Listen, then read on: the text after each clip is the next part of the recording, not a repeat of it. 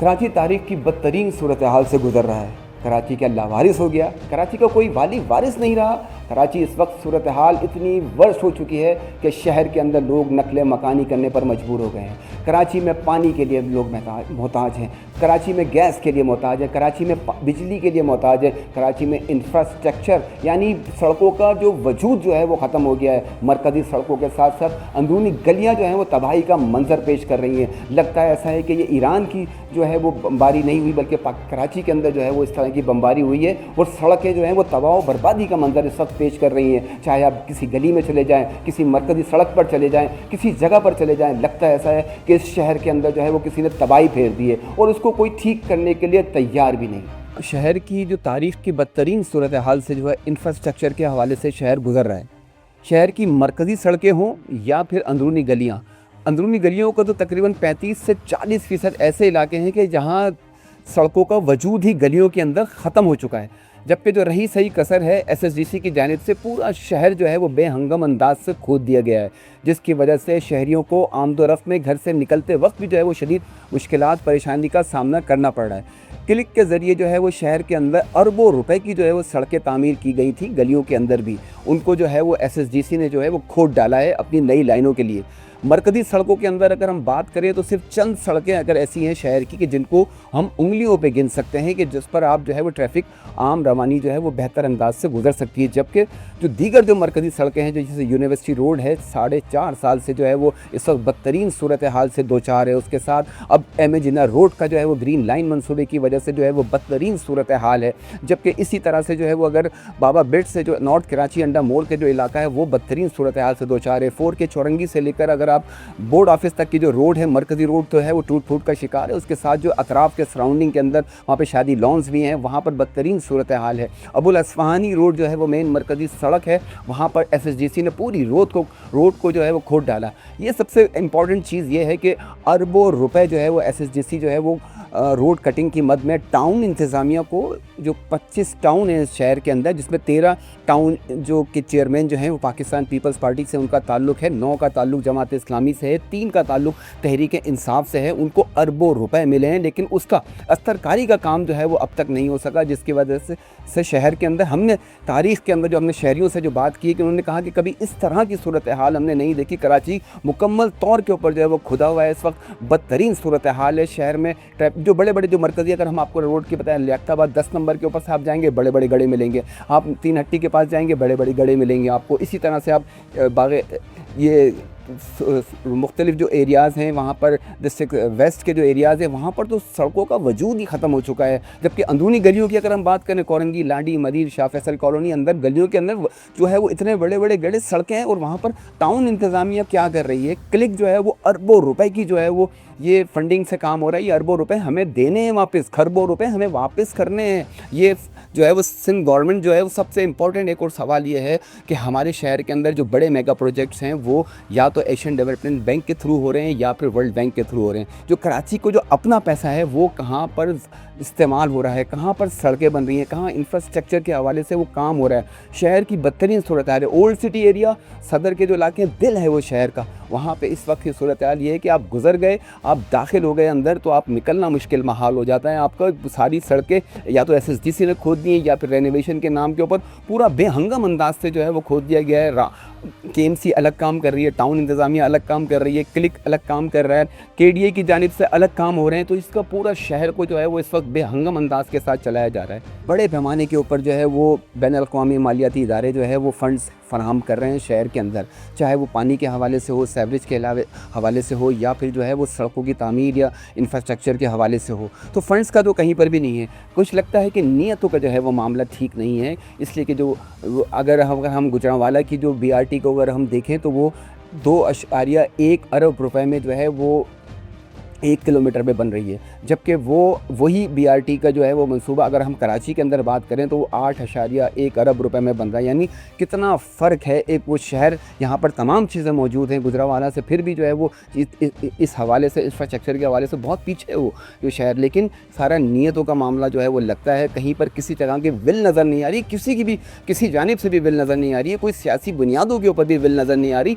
कोई जो है वो इंतज़ामी बुनियादों पर विल नज़र नहीं आ रही और मुबैना तौर के ऊपर जो है वो अब कॉन्ट्रैक्टर जो बीआरटी के जो थे उनका ये कहना था कि हमसे रिश्वत तलब की जा रही है। तो ये वही है ना कि 40-45 अरब रुपए का रेड लाइन का मंसूबा जो था आज 1.25 खरब रुपए के ऊपर पहुंच गया है। इसी तरह से जो है वो दीगर मंसूबे जो हैं, अगर वो 1 अरब 80 करोड़ रुपए का करीमाबाद अंडरपास शुरू किया था तो 3 अरब वो 85 करोड़ रुपए का जो है वो बन गया। तो ये अरबों रुपए जो है वो इस तरह से जो है वो आगे की तरफ बढ़ रहे हैं। जबकि क्लिक के थ्रू जो अगर हम काम ये देखें कि एक आम जो सड़क होती है उसका अगर केएमसी बनाती है या कोई दीगर जो लोकल इदारे अगर उसको बनाते हैं तो वो सड़क जो है वो एक मिसाल है कि अगर 1 किलोमीटर की सड़क जो है वो 2 करोड़ रुपए में बनती है, लेकिन क्लिक जो बनाएगा वो 4 करोड़ रुपए की बनेगी। यही सवाल हमने मिर्तज़ा वहाब साहब से भी किया था कि क्लिक जो फंड्स जो अपना रोड्स वगैरह बना रही है तो उसकी लागत बहुत ज़्यादा आ रही है, तो उसका उनके पास कोई किसी किस्म का इत्मीनान बख्श जवाब हमें नहीं दे सके थे। तो शहर के अंदर जो है वो वेल्थ का भी मसला है, शहर के जो है वो लोगों का अपने घरों से निकलना मुश्किल हो गया है। अब गुलशन इकबाल 13D2 के जो इलाके हैं वहाँ पे लोगों ने नकले मकानी करना शुरू कर दी गई है। तो बहुत से लोग अब कहाँ जाएंगे, एक इलाके में जाते हैं, दूसरे इलाके में इंफ्रास्ट्रक्चर थोड़ा सा बेहतर है, वहाँ पर पानी के मसाइल हैं, वहाँ से अगर आगे की तरफ जाते हैं वहाँ पर बिजली के मसाइल हैं। बहुत से इलाके ऐसे हैं कि वहाँ पर 18 घंटे की लोड शेडिंग हो रही है, बहुत से इलाके ऐसे हैं कि वहाँ पर 4 महीने 6 महीने के बाद पानी आता है, बहुत से इलाके ऐसे हैं कि आप वहाँ से गुजर नहीं सकते हैं। तो पूरा शहर जो है इस वक्त जो है वो एक बहुत ही जो है वो बेबसी की तस्वीर बना हुआ है। शहर जो है वो एक मदद के लिए पुकार रहा है, वो शहर जो है वो आहें भर रहा है कि कुछ मेरी कोई मदद करे, लेकिन लगता ऐसा है कि शहर की मदद करने के लिए किसी सतह पर भी किस वजह से कोई भी तैयार नहीं है। हमने ये देखा कि एमक्यूएम के जो है वो 17 एमएनए हैं और 25-26 एमपीएस हैं, वो हमें कहीं नज़र नहीं आते। जमात इस्लामी के जो है वो टाउन चेयरमैन हैं, वो हमें नज़र नहीं आते। हाफिज़ नईम साहब बल्दियाती कैंपेन के अंदर उन्होंने पूरे कराची को उठा के रख लिया था और आवाम जो है उनकी तरफ अट्रैक्ट भी हुई थी, लेकिन उसके बाद जो है वो अमीर जमात इस्लामी पाकिस्तान बनने के बाद जो है वो लाहौर जाकर बैठ गए। हफ्ते में 15 दिन में आते हैं, 2 प्रेस कॉन्फ्रेंस करते हैं, मुनीम ज़फ़र साहब जो है वो प्रेस कॉन्फ्रेंस करते हैं, जबकि पीपल्स पार्टी की जानिब से सिर्फ़ और सिर्फ दावे वादे सिर्फ और वादे जो है नज़र आ रहे हैं, अमली तौर के ऊपर कोई काम नहीं आ रहा। शायद मे भी ये भी पॉसिबल हो सकता है कि इसलिए कि रिपोर्टर जो है वो ख़बर दे सकता है, राय नहीं दे सकता, लेकिन बज़ाहिर जो नज़र चीज़ें आ रही हैं कि वो यही है कि किसी की कोई इस वक्त नीयत ही नहीं है काम करने की।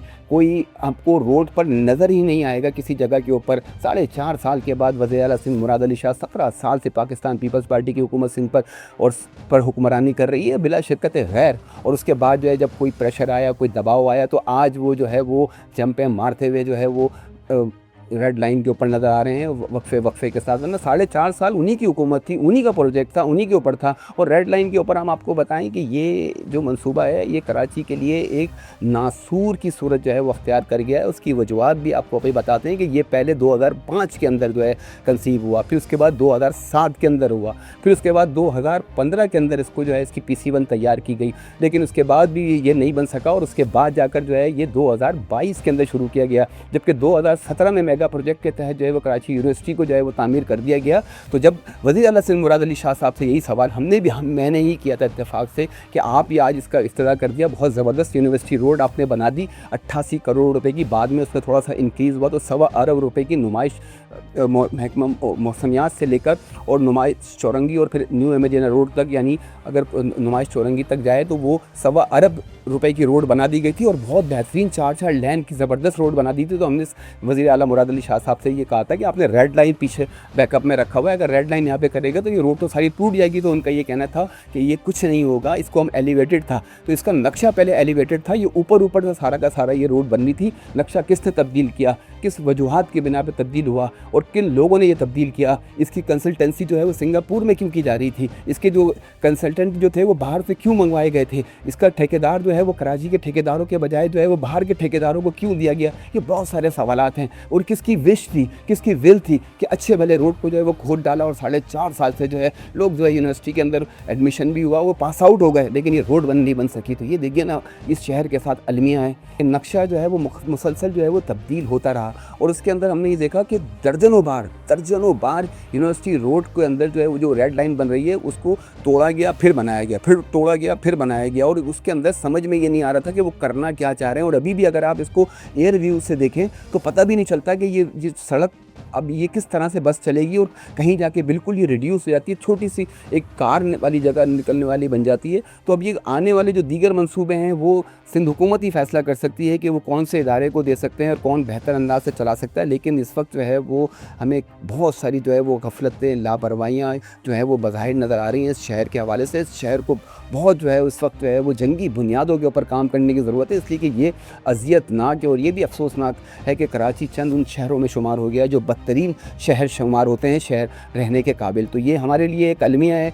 इस हुकूमत पाकिस्तान के लिए सोच का मकाम है कि अब ये पाकिस्तान कराची वो शहर है जो 2008 या 9 के अंदर जो 12 बेहतरीन तरक्की करने वाले शहरों में शुमार थे, आज वो है वो बदतरीन शहरों में शुमार हो गया है। तो ये भी एक हुकूमत के लिए अलमिया है कि इसके लिए जो है वो बहुत सोच विचार की ज़रूरत है और जंगी बुनियादों के ऊपर काम करने की ज़रूरत है। तो हुकूमत की रेट नहीं है, अगर रेट कायम करना चाहें तो वो हो सकता है। इंक्रोचमेंट का मसला इतना नहीं है, इंक्रोचमेंट को जब साफ़ करना चाहते हैं तो वो कर भी लेते हैं, लेकिन तमाम चीज़ें जो हैं वो मुबैना तौर के ऊपर ट्रैफिक पुलिस, जो पुलिस थाने की जो पुलिस है वो, बल्दियाती इदारे, उनकी जो है मुबैना सरपरस्ती के बग़ैर जो है वो कोई ठेला लगाने की उसमें हिम्मत ही नहीं हो सकती। तो और दूसरी बात एक और भी बता दें कि शहर के अंदर शहरी जो हैं वो ज़हनी कोफ्त का शिकार हो गए हैं, ज़हनी मरीज़ बनते जा रहे हैं और उनको जो है वो डिप्रेशन में जो है वो इस शहर के रहने वाले रहते हैं। ख़ास तौर के ऊपर सन्नाटे में जा रहे हों तो ये डर होता है कि स्ट्रीट क्रिमिनल जो है वो आके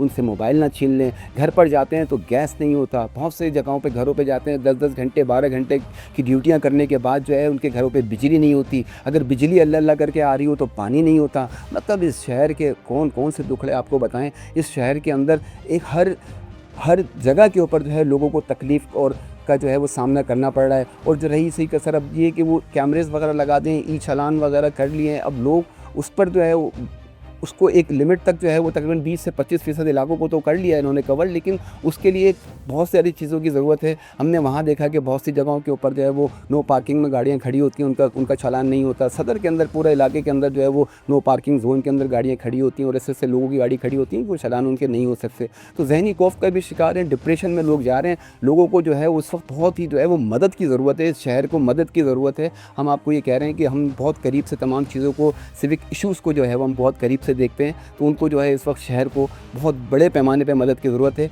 और वफाक को भी इसमें अपना किरदार अदा करना चाहिए।